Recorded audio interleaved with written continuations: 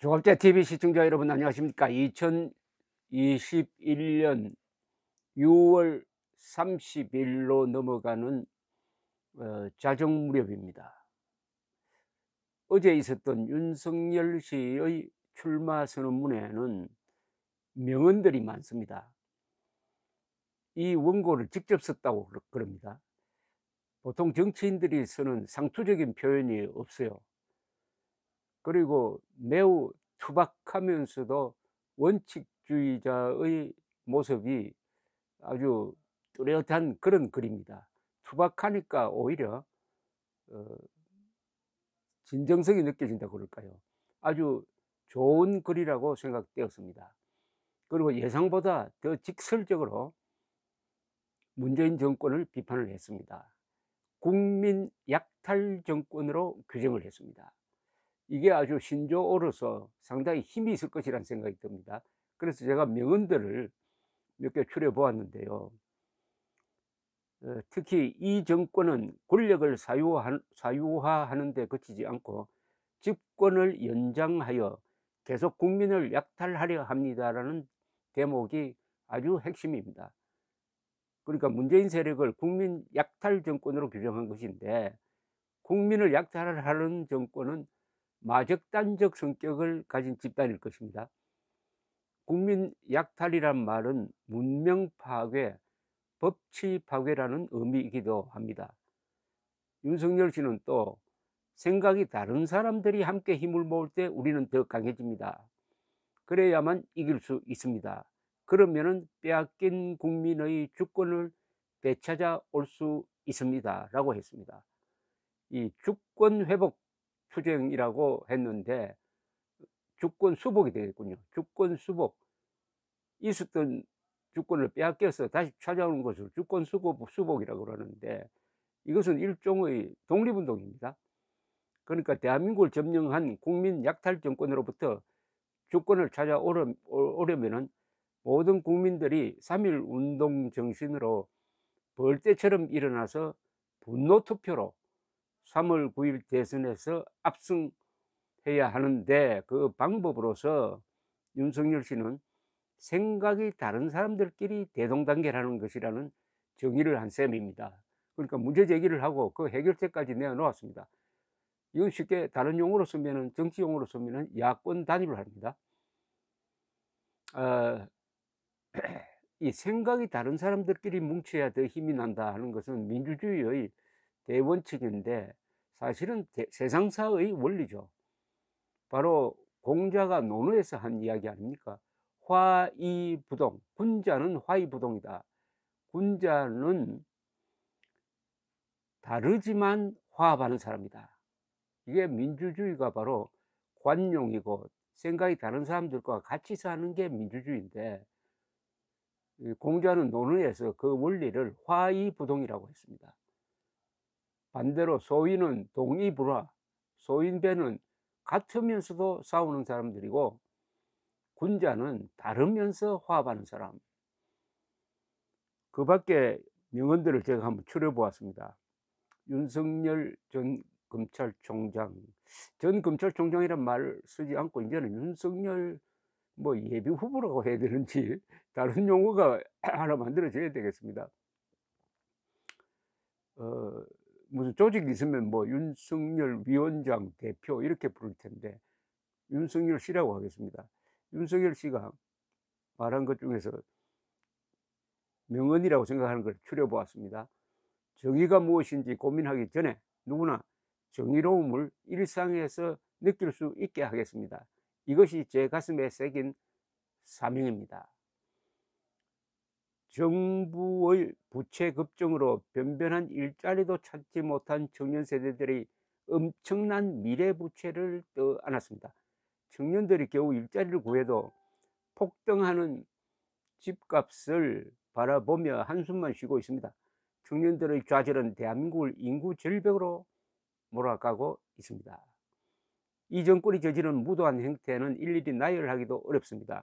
정권과 이해관계로 얽힌 소수의 이권 카르텔은 권력을 사유화하고 책임의식과 윤리의식이 마비된 먹이사슬을 구축하고 있습니다.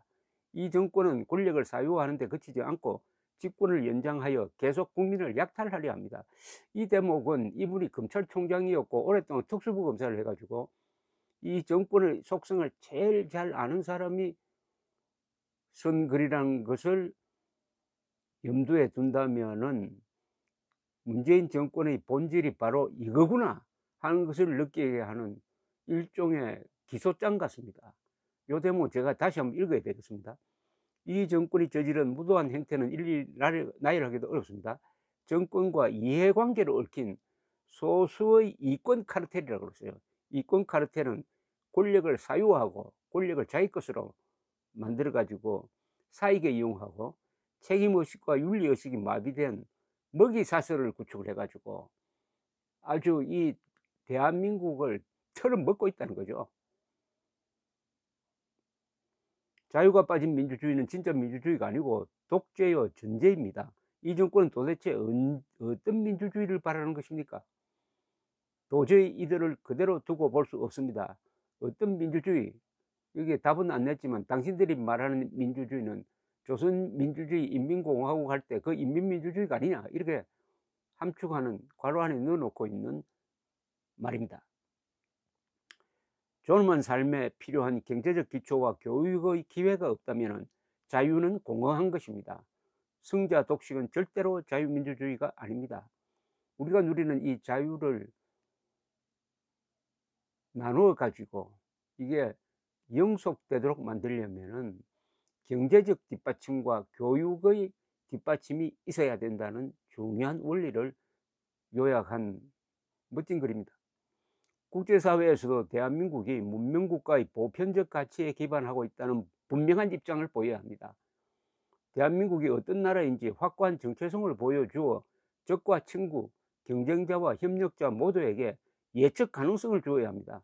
이건 문재인 정권을 그러니까 예측 불가능 정권, 외교 안보에서도 믿을 수 없고 예측 불가능한 정부라는 뜻입니다. 이 기자회견에서 이념 편향성으로 축창갑 부르다가 한일 관계를 파탄냈다는 게 바로 이거죠. 보편적 가치라는 것은 국제사회에서도 이렇게 중요하다는 겁니다. 그러니까 한일 청구권 협정을 맺었으면은 약속을 지켜야 되는데 문재인 정권과 이 김명수 대법원이 그 국가와 국가 간의 관계를 규정하는 조약을 무시하니까 한일 관계가 이렇게 된 거 아니냐 하는 이런 뜻도 포함되어 있습니다. 과거에 해오던 방식대로 일하는 것만으로는 국제 분업 체계에서 낙오되어 저생산성 국가로 떨어질 것입니다. 현재 국민들이 먹고 사는 문제도 해결하지 못하고 국민들을 고통에 신음하게 만드는 정치 세력은 새로운 기술혁명의 시대를 준비하고 대처할 능력도 의지도 없습니다. 이들의 집권이 연장된다면 대한민국의 앞날이 어떻게 될지 불보듯 뻔합니다. 무능하다는 겁니다.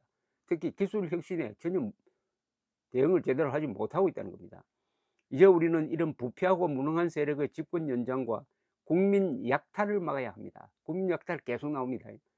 여기에 동의하는 모든 국민과 세력은 힘을 합쳐야 합니다. 그래서 반드시 정권 교체를 이루어내야 합니다. 단일화해야 된다는 이야기죠.